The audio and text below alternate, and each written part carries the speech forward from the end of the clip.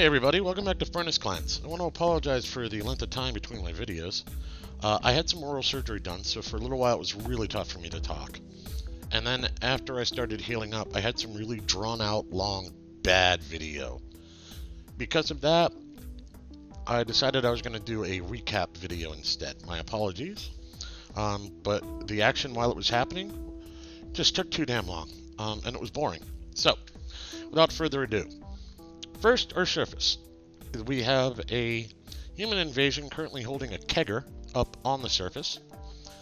The OMG is wide open for business, and nobody wants to come down into the party.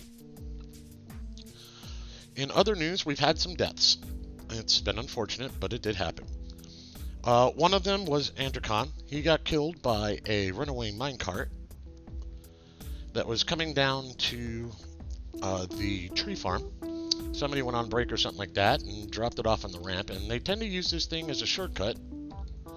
I really need to... I turned it to low. I should probably make this restricted, so hopefully they'll stop using it. But we'll get back to that. So Androcon did fade. To replace him in the nobles, because he was doing all our manager work and stuff like that, we have Fishy Bang. Fishy Bang has taken over for manager, bookkeeper, and broker. Other news, down here, there we go. This is Cavern 1, and you'll notice this giant bridge going across the lake. And this used to be the giant pile of obsidian we had made from the Obsidianizer for the Forgotten Beasts. We dug this out, but when we did, somehow or another I was causing cave-ins from up here. I guess the floors were dropping down or something like that. I should have dug ramps and then dug out. But I was doing it lazily, and by the time the third cave-in hit, because I just didn't react fast enough, not thinking they were going to be important, we lost Edge Figaro, we lost Lefty, and we lost some numbered miner who just didn't really matter. Lefty's still sitting over here in the water. His corpse is anyway. We've slapped him, obviously. We've had to replace a couple of our miners with some random folks. Arkvosny and Autumn are our only two named folks who are still in the Miners League. You'll notice that my Lumberjack Union is missing somebody, and that would be Vukar. Vukar was one of my original 7. He was about 126, 128 years old, somewhere in there. And he recently, well, that's his corpse. And somewhere down here is a Forgotten Beast that I had managed to let loose. Where are you? Called Thinning Vakabest, who's a great hairy serpent with wings and whatnot. And we had freed him up. If you remember correctly, I have Forgotten Beast stuck up on the wall over here. We did a little bit of lumbering, and we dug out the tree here, and the guys who were stuck on top of this tree, there were 3 of them total, popped loose and started coming after us. They are currently wandering around down here, and I'm trying to hope they wander themselves up into the Obsidianizer. We have our usual door for bait and things like that. But Vukar got stuck, getting bounced between Lefty's corpse and Thinning, and eventually fell asleep twice while getting chased around after he found a little hidey hole because he was exhausted. And the second time he fell asleep, Thinning caught up with him and just chewed him to pieces. So, goodbye, Vukar. So we're down to 117 citizens. Oh, so much for that. We did create a second mayor, and the reason for that is hopefully I can get a caravan in, or a trade group in, and I can sell off a whole bunch of these goblets that my normal mayor tries to make me make. Now, here's an interesting item to know, which helps feather into tight. Now, Mayor 2 here has no preferences whatsoever, and I have yet to get a request for construction from him. So, that's actually somewhat helpful, just in case you were curious.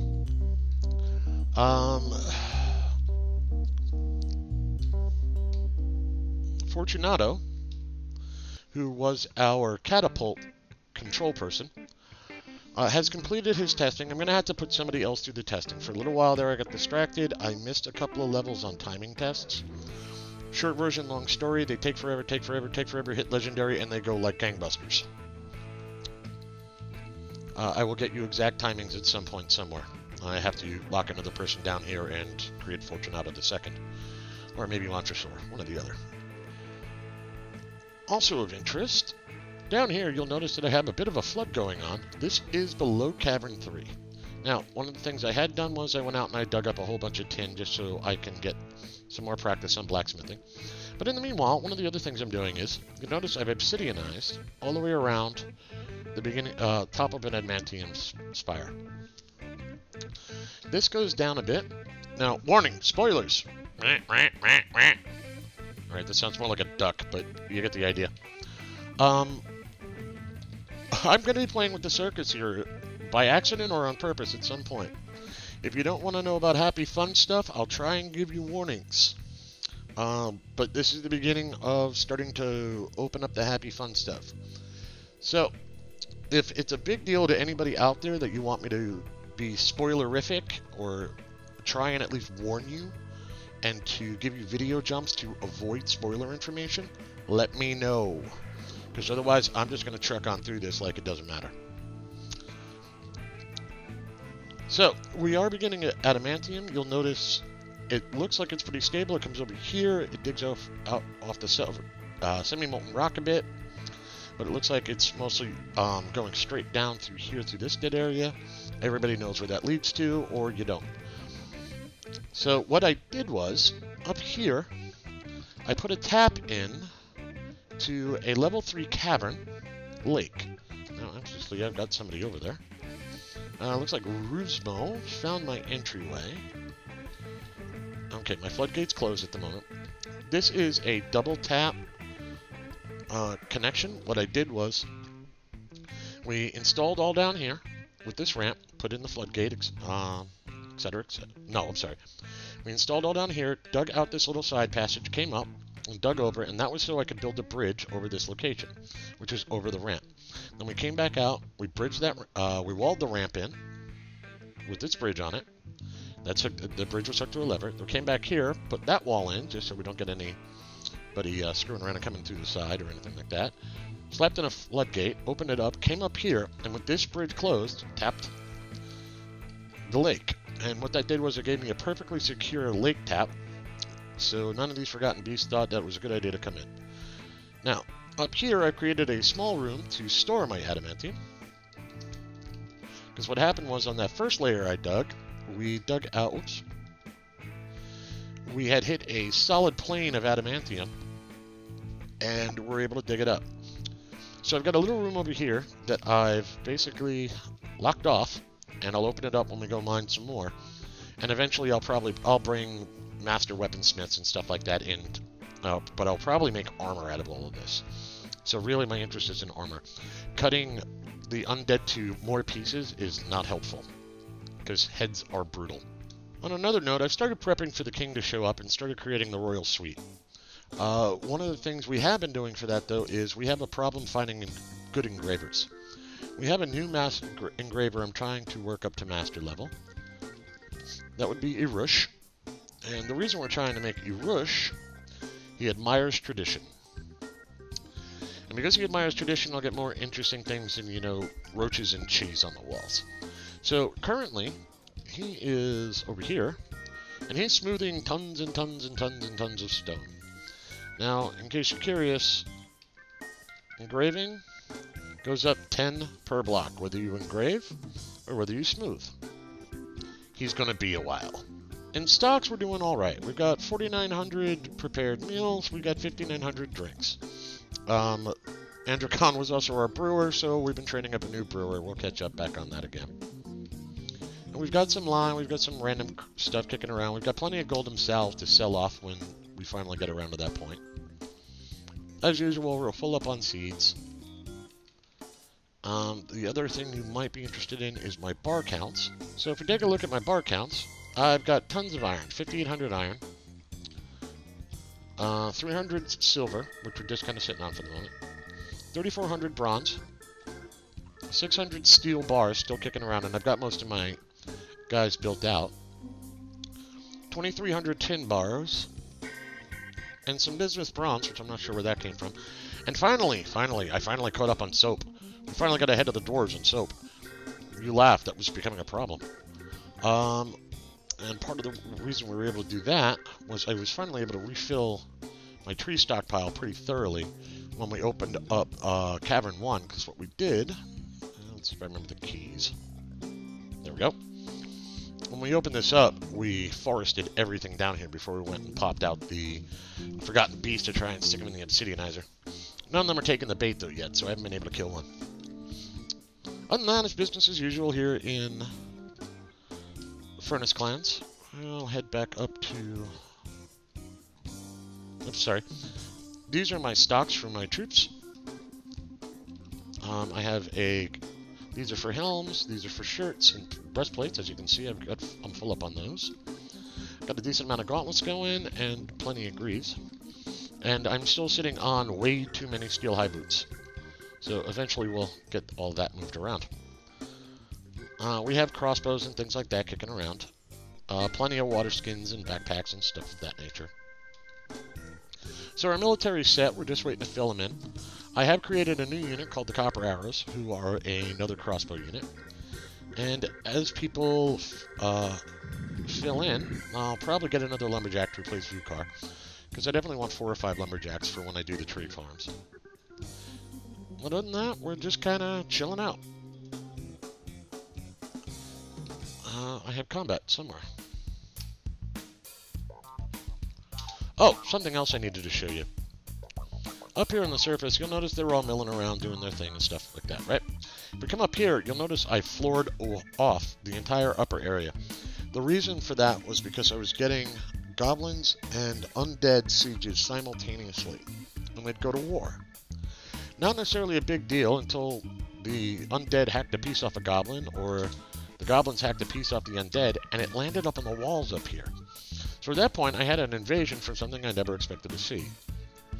One other minor random glitch that I'm not quite sure how it happened. I ended up with a magma crab over in here, and I don't know why.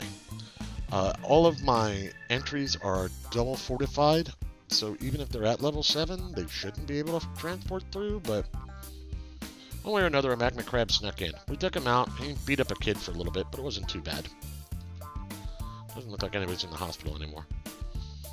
So, that's FurnaceClans for the moment. I'll bring you back for the next interesting piece. Appreciate your patience, guys. So it's a bit of a treat for the end of this video. One of our Forgotten Beasts has volunteered to wander into our trap. This is Thinnish. He's the one who chased down and killed Vukar. He's a fleshy critter, so we won't need to do obsidianization. He's come down and he's eating the first door of the trap. He finally got baited over to it. It's a marble door. 1 second here. There we go. And he hasn't done any damage to it yet, and they take a little time while they chew on things, so I'll bring you back in a second once he comes up that stairway and into the rest of the system.